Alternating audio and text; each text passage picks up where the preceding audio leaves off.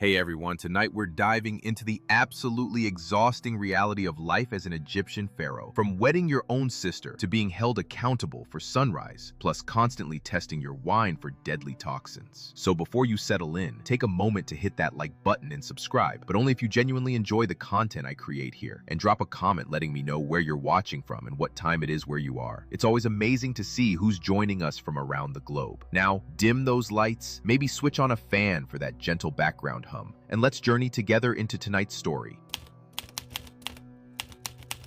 You've just entered the world, holding the most powerful position on Earth, and you're already disappointing everyone. While regular newborns are permitted to cry, burp, and create chaos, you're being wrapped in ceremonial linen, examined by priests, and proclaimed the physical manifestation of Horus, deity of kingship. You aren't simply a baby, you're a political phenomenon. Your arrival comes with omens attached. Stars are studied. Sacred cattle may or may not bellow in your honor. Somewhere, a bald man wearing excessive eyeliner is already etching your name into stone tablets you'll never learn to read. From your very first breath, everyone surrounding you is panicking. Not because you're delicate, but because you're the next living deity. Which means if you so much as hiccup, the court astrologer might announce a national emergency. Childhood, that's not happening. You don't receive toys. You get ceremonial scepters you're forbidden to gnaw on. You don't hear lullabies. You listen to hymns composed in your honor and chanted by ancient priests who smell of frankincense and regret. Your crib is likely a gold-plated contraption colder than the Nile in winter. You're surrounded by caretakers whose sole job is preventing you from dying, disappointing the gods, or doing anything undignified like crawling. Your bottle-fed political expectations. Your first words are probably scripted, and if you attempt to play with your cousin, someone whispers, "He's fourth in line for succession, better keep watch." Even before you can walk, you're being groomed for rulership. Royal advisors are already plotting your education, your public image, and probably your eventual spouse, who, spoiler alert, will share your family name and your jawline.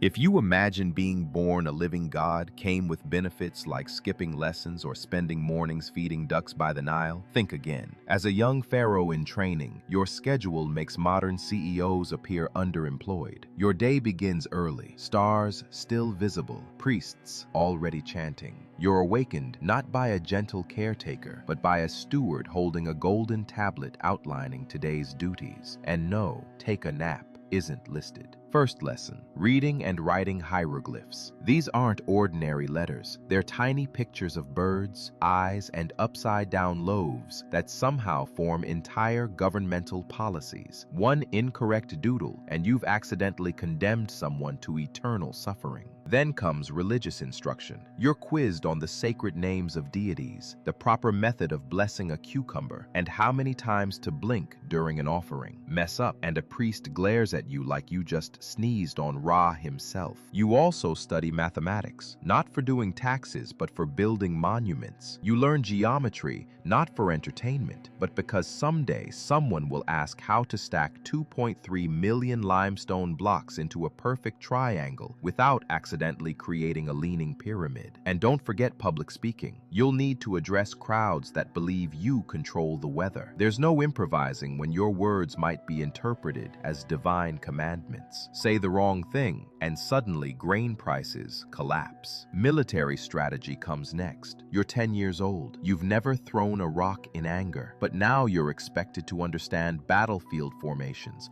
river crossing techniques, and how to casually mention "smite the Nubians" in conversation. Philosophy? You don't get that. Instead, you're taught how to maintain ma'at, the sacred cosmic balance, which sounds poetic until you realize it means ensuring crops grow, criminals don't rebel, and nobody insults the gods during flood season. All of this happens under the watchful eyes of tutors who are equal parts teachers, informants, and walking anxiety attacks. By day's end, your head is stuffed with symbols, schedules, sacred laws, and just enough political paranoia to keep you awake at night. In most childhoods, your friends are kids who share snacks, toys, and a mutual desire to avoid homework. But when you're the future Pharaoh, your friends are more like potential threats wrapped in linen tunics. Every child you interact with is a political variable. That cheerful boy racing you through the palace gardens, he's the high priest's son. The one who always wins at board games, a general's nephew. And the girl you actually enjoy talking to, already betrothed to your cousin for dynastic stability. You're not surrounded by friends. You're surrounded by people with titles, bloodlines, and very nervous parents. Everyone behaves nicely, but only because you're considered sacred, and their careers depend on your favor. Privacy doesn't exist. You can't sneak away for fun because fun is suspicious. If you vanish for 10 minutes, someone alerts the palace guard. You're divine after all, and the divine must not wander off unattended like a common farmer's goat. And heaven help you if you show favoritism. Invite one child to play Senate and 3 others compose angry letters in pictographs. Say something kind to a noble's daughter, and suddenly there's a rumor you've chosen your queen at age 9. So what do? You become guarded, polite, politically neutral. You master the art of laughing without meaning it and complimenting tunics you secretly despise. You learn to make every friendship appear equal, because if someone feels slighted, their family might conspire against you during breakfast. You've finally been crowned Pharaoh. Time to enjoy the glory, right? Not quite. First, they glue a fake beard to your chin with beeswax and strap a cobra to your forehead. Congratulations, you now resemble a very anxious statue with back problems. Let's discuss the crown. It's not a nice lightweight royal accessory. It's a solid, often dual-layered headpiece made of leather, linen, and sometimes actual metal. You're wearing symbolism, heavy, sweaty symbolism, and you must stand for hours wearing it in the sun while priests chant in your ear about the universe depending on your posture. The double crown is the real star. It combines the red crown of Lower Egypt with the white crown of Upper Egypt, signifying that you rule everything, which is beautiful in theory and terrible for your neck. It feels like balancing 2 helmets and a houseplant on your skull. Then come the ceremonial outfits. Long white kilts, leopard skin sashes, golden breastplates, all designed to impress the gods and overwhelm your joints. Linen clings in all the wrong places. Gold doesn't breathe, and you're not allowed to fidget even if a bug crawls up your leg. And sandals? Forget comfort. They're decorative. They're basically papyrus flip-flops that offer no arch support and constantly remind you that style in ancient Egypt came before circulation. But none of this is optional. You must appear divine, not comfortable. Divine, sculpted into eternal godhood. Even if you're sweating buckets, chafing in gold, and desperately trying not to faint into the Nile. Every outfit you wear, every color you choose, every feather sticking awkwardly from your headdress has cosmic implications. The wrong symbol could offend a god. The wrong color could signal political instability. The wrong hemline could accidentally summon a famine.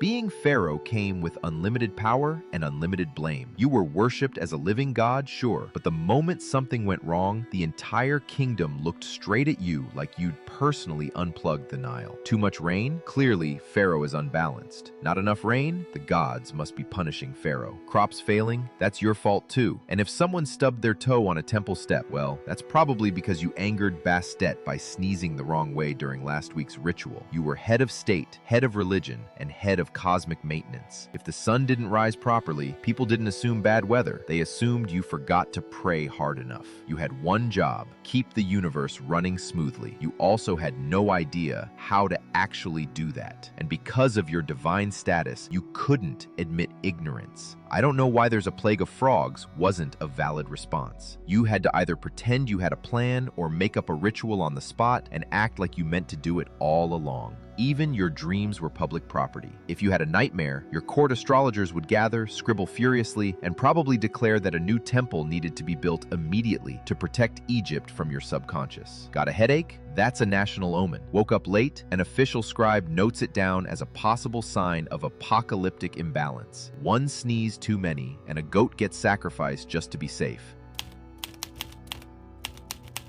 Being Pharaoh meant early mornings. Your wake-up call wasn't gentle. It involved ritual chants, burning incense, and a group of heavily perfumed priests quietly judging your posture. A normal person might start their day with coffee. You start by being ritually purified with water from a sacred pool that's probably colder than the afterlife. Then it's straight into wardrobe. Not for fun, but because your linen had to be blessed, pre-folded, and likely ironed with moonlight or something equally dramatic. You're barely awake, but you're already wearing 30 layers and a chest plate shaped like a falcon. Next, the ritual cycle begins. You enter the temple. A priest unrolls a scroll the length of a crocodile. You're expected to perform sacred gestures in perfect sequence. Hand here, nod there, smirk at the statue, chant the name of a god you haven't studied since childhood. Make a mistake? One wrong syllable, and suddenly you're being blamed for the Nile drying up, the cattle dying, or the moon not looking divine enough. Everything had to be done perfectly to maintain Ma'at, the sacred balance of the universe, which, for some reason, was apparently hanging on your ability to wave incense correctly. The rituals weren't short either. Some ceremonies took hours, and you couldn't yawn. You couldn't slouch. You definitely couldn't say, "Hey, do we really need to rub sacred oil on all 43 statues today?" This wasn't just religious duty, it was national theater. Priests performed, scribes recorded, onlookers nodded in grim spiritual approval. Meanwhile, you stood in stiff silence, pretending you didn't have a cramp in your god leg.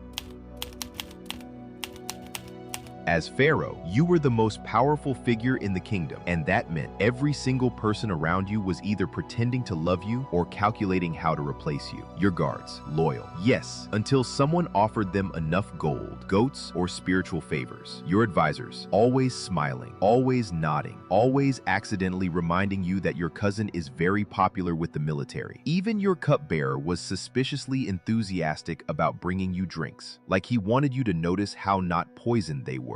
And let's not forget your extended royal family, a tangled mess of half-brothers, uncles, and people named Ramses who definitely wanted your sandals. These weren't relatives, these were succession applicants. Every hallway conversation could be an ambush, every banquet a potential Last Supper. You couldn't relax in your own palace without wondering if the decorative cobra on your chair was decorative enough. The paranoia was justified. Assassinations were practically an Egyptian sport. If you died suddenly, it was often described as a divine mystery, which really meant someone got creative with date wine and scorpion venom. So you developed habits. You had food tasters. You rotated servants. You changed your daily routine at random. Not because it helped, but because at least it made betrayal slightly inconvenient. And sleep?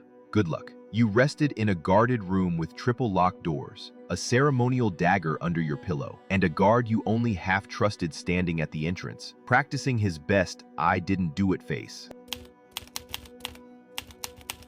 Egyptian public life was built around ceremony. Long, elaborate processions through streets packed with people who loved you, feared you, or just came for the free bread. You stood in chariots, waving like a deity on parade, while secretly wondering if passing out was considered a bad omen. The outfits didn't help. You were decked out in elaborate robes, glinting jewelry, symbolic scepters, and a ceremonial headdress that trapped heat like a portable oven. Your linen stuck to places linen should never touch, and your sandals squished like they were stuffed with soggy papyrus. You'd stand through hours of rituals, blessing sacred cows, cutting ceremonial ribbons with a gold knife naturally, and accepting offerings you didn't want from nobles you didn't trust. You smiled, nodded, and occasionally muttered, "May the gods bless you," while quietly dying inside. The sun didn't care you were a god. It beat down like divine judgment. Your makeup ran, your incense choked you, and yet every eye in the crowd was watching, expecting to see perfection,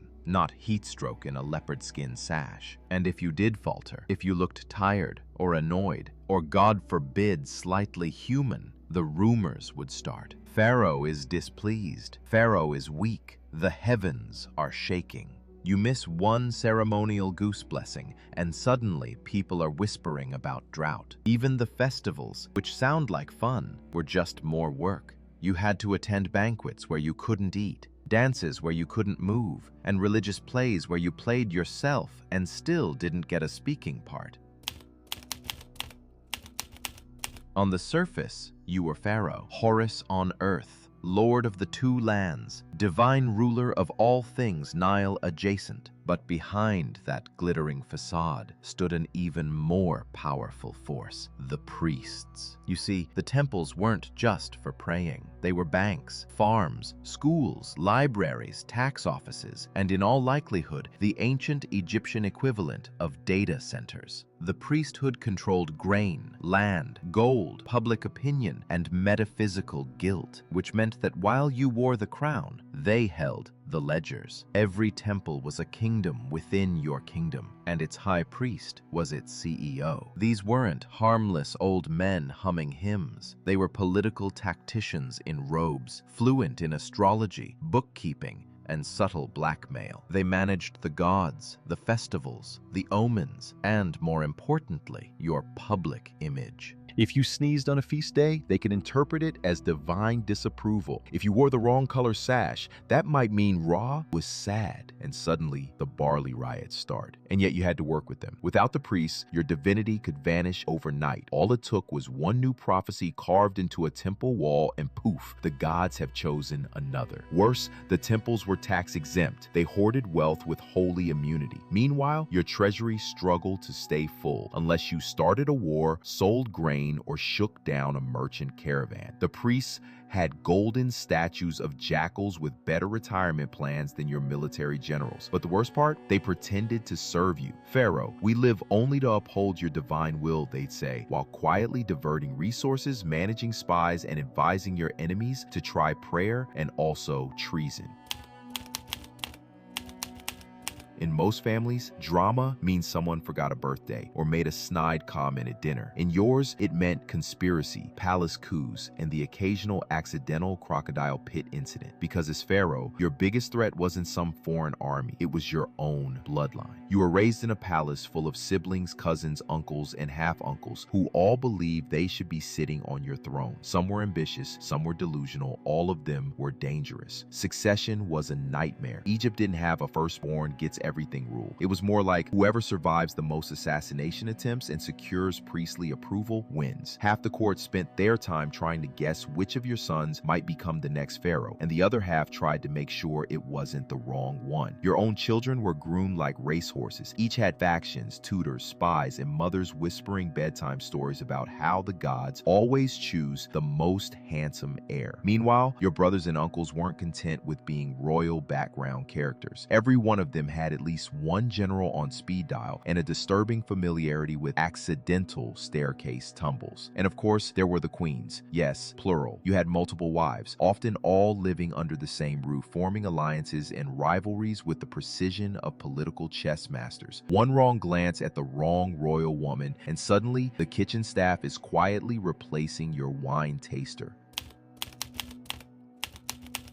After a life of rituals, paranoia, heat stroke, and family backstabbing, you finally die. You'd think you'd earned a break, but no. In Egypt, being dead didn't mean being done. It just meant you were about to become a full-time spiritual symbol and a part-time horror movie prop. The embalming process begins immediately. Your internal organs are removed, weighed, and politely stuffed into canopic jars, each one guarded by a funeral animal-headed deity like a post-mortem Pokemon team. Your brain pulled out through your nose with a hook, not because it's useless, but because tradition says so. Then you're stuffed with resin-soaked linens and natron salts until you resemble a sacred raisin in very fancy bandages. Your body becomes a political relic, wrapped tighter than your palace tax scrolls. Next comes the coffin, or rather coffins, plural. You're stuffed into a series of increasingly ornate wooden boxes, like some kind of divine nesting doll, each covered in gold leaf, inscriptions, and protective spells in case you encounter rude ghosts on your way to the afterlife.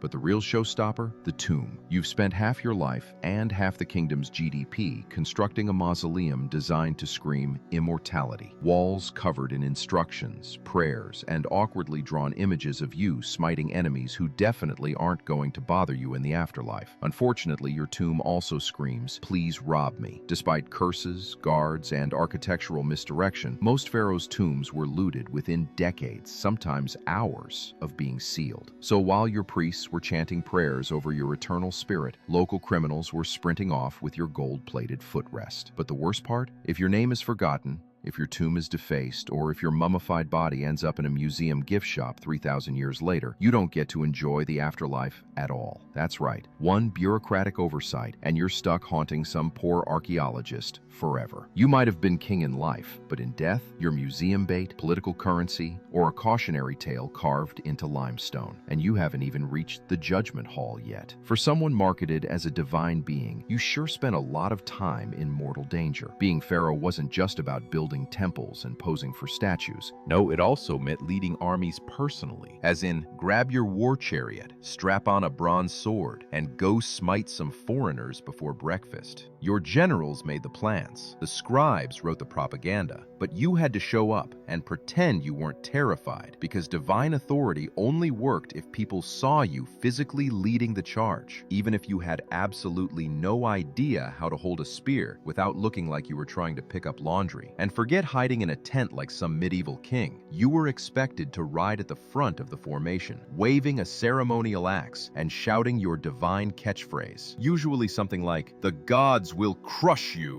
while silently hoping the enemy didn't have better archers this year. Even if the battle went well, you couldn't win quietly. You had to return home with prisoners, loot, and enough severed hands to impress the temple accountants, all of which would be paraded through the streets, while you smiled and tried to look both humble and terrifying. Lose the battle, though. That's a problem, a big one, because pharaohs don't lose. If you got injured, humiliated, or gods forbid, ran away, the priests might interpret it as divine displeasure, or worse, an excuse to replace you with someone who hasn't been cursed by defeat. So there you have it, the absolutely exhausting reality of being an Egyptian pharaoh. You were the most powerful person in the ancient world, and yet you couldn't eat without a food taster, sleep without a bodyguard, or sneeze without causing a national incident. You were divine, untouchable, and completely, utterly trapped in a golden cage of your own making. The crown was heavy, the linen was itchy, and the only thing more dangerous than your enemies was your own family. Being pharaoh wasn't about ruling, it was about surviving, one blessed day at a time, while pretending you actually enjoyed being a god.